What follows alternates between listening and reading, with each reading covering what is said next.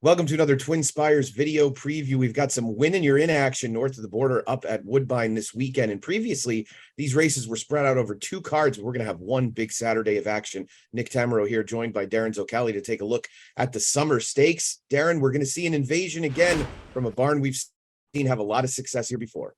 Yeah, that being the Charlie Appleby barn, they're coming in with a horse in the summer. Of course, they're bringing in modern games as well.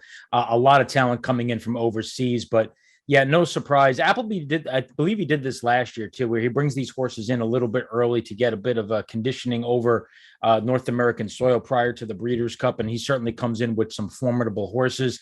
And leading the charge in the summer is Mysterious Knight, who may be a maiden, but despite being a maiden, arguably the horse to beat despite that.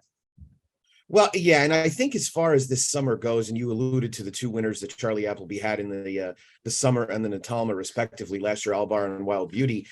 This is a pretty weak lot of domestic horses as well. You're mainly looking at horses that are all stretching out in distance, going the mile for the first time.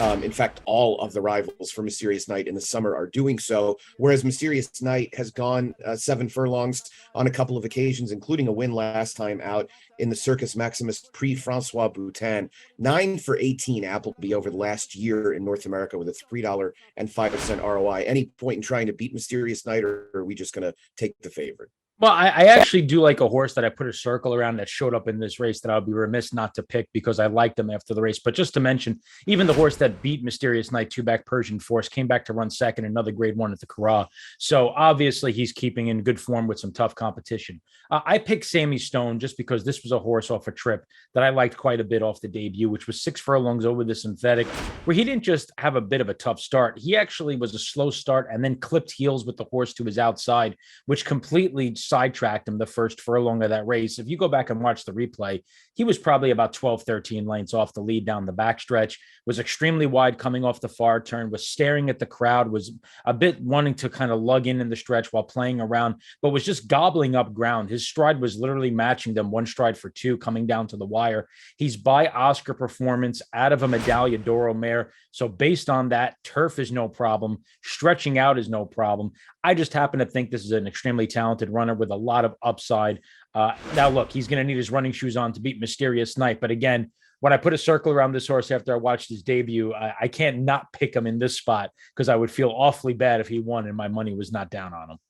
Oscar Performance, a fitting horse to talk about in this capacity, being both a Woodbine Mile winner and a Breeders' Cup Juvenile Turf winner. It looked to me like Appraise might be one of the interesting domestic horses. He's probably going to be a pretty clear second choice. I thought his maiden win was earned in very game fashion at Saratoga.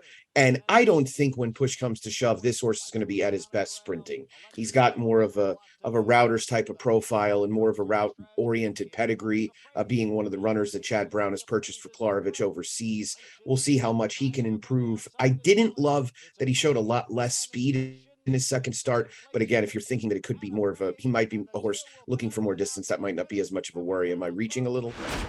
Maybe a little bit, but it's Chad Brown shipping up, stretching out to a mile with a horse that won on debut. And when Brown shows up with a horse that wins on debut, know they have talent, especially at Saratoga. It was a bit puzzling that a Chad Brown runner was dismissed at 11-1 in that debut. He was chasing a pretty quick pace that day, and I thought showed a lot. It's possible that maybe he simply just regressed off a monstrous performance off the debut, and he might be ready to take another step forward. But again, Chad Brown in a grade one on turf with a 2-year-old, you're going to probably get somewhere around 4 or 5-1 in here, and I think that's plenty fair value. Yeah, I think that ended up being a pretty fair price. All in all, it does look like a race that should be run at a pretty forced early clip, given the number of horses stretching out and the ones that have shown speed. I think you can upgrade Appraise's speed a little bit because of that debut. Did beat Inflation Nation, who came back to break his maiden in his next start. 94 Expos for Mark Cassie was second in the Soaring Free behind Philip My Dear. They would definitely be the two local hopefuls that look like they have the best chances outside, of course, of Sammy Stone, who you're picking at a relatively decent price. Philip My Dear came from deep in the pack that day to get the job done, whereas 94 Expos was quite a bit closer to the pace. I felt like one of those two could probably find their way into the frame. Yeah, I think so. I think it come down to the trip. 94 exposed is going to be pushed by a praise here, which might work against him, where Philip My Dear could certainly take advantage of a pace scenario in this spot. He absolutely has shown a nice turn of foot in his first two starts. By Silent Name, who was a miler, City Zip on the bottom. I don't think the mile is outside of the scope, and I don't think the stretch out's going to do him much harm. He looks like a logical candidate to include underneath in your exotics. I expect him to close for a part. I think it's going to be awfully tough to beat Mysterious Night. That's one thing Darin and I have certainly agreed on here. Darin, anything else on the summer? Nope, this is it. I do think Mysterious Night wins, or if Sammy Stone comes up with another big effort, wouldn't shock me if the summer winner is a major player come Breeders' Cup Friday, Breeders' Cup Saturday. Certainly feels that way. That is a look at the summer stakes. Make sure you're playing along with us at twinspires.com. And until next time, best of luck.